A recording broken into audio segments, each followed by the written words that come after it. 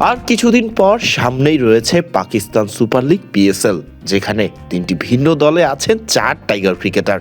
সেই 4 জনের মধ্যে আবার 2 জনই আছেন লাহোর কালান্দার্সের ডেরায়, মুস্তাফিজুর রহমান এবং পারভেজ হোসেন ইমন। সেই ইমনকে নিয়েই এবার মুখ খুললেন খোদ লাহোর কালান্দার্সের মালিক নিজে। জানালেন কেন দলে ফেরানো হয়েছে পারভেজ হোসেন ইমনকে। লাহোর কালান্দার্সের দলটির মালিক সামিন রানা ইউটিউবের একটি পডকাস্টে আলাপ করেছেন ইমনকে নিয়ে। সেখানে আবার কথা এসেছে আগের বছর লাহোরের হয়ে খেলা রিশাদকে নিয়েও।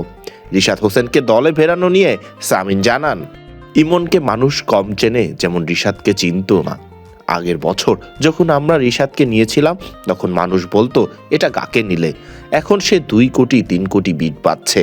সামনের বছর দেখে নিয়েন, ইমনকে মানুষ চিনবে এবং সেও ভালো বিট পাবে ইনশাল্লাহ। এবছর PSL নিলামে নাম দিয়েছিল টাইগারদের মধ্যে অনেকেই। কেন ইমন দল পেলেন? সামিন নিজেই দিয়েছেন এই প্রশ্নের জবাব। সামিন জানান, ওর মধ্যে যে প্রতিভা আছে সেটা নজরে আসার মতো। সে উইকেট রক্ষক ব্যাটার, ওপেনিংয়েও খেলে, আবার 4 নম্বরেও ব্যাটিং করেছে। আমরা জানি, আমরা ওকে 2টা পজিশনের জন্যই বিবেচনা করছি। সে খুবই রোমাঞ্চকর একজন প্রতিভা। BPL এর শেষ হওয়া আসরে ইমন সিলেটের হয়ে ব্যাট করেছেন ওপেনিং এবং মিডল অর্ডারে। উইকেটের পেছনেও বেশ প্রশংসা কুড়িয়েছেন পারভেজ হোসেন ইমন।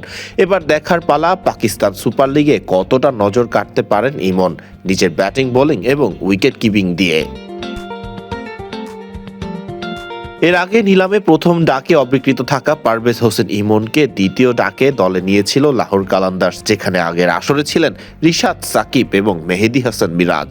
মিরাজ, সাকিব কেউই দল পাননি এবারের আসরে। রিশাদ খেলবেন রাওয়ালপিন্ডির হয়ে, তবে সতীর্থ হিসেবে ঠিকই মুস্তাফিজুর রহমানকে পাচ্ছেন ইমন। নিলামের আগেই মুস্তাফিজুর রহমানকে সরাসরি চুক্তিতে দলে ফিরিয়েছিল লাহোর কালান্দার্স।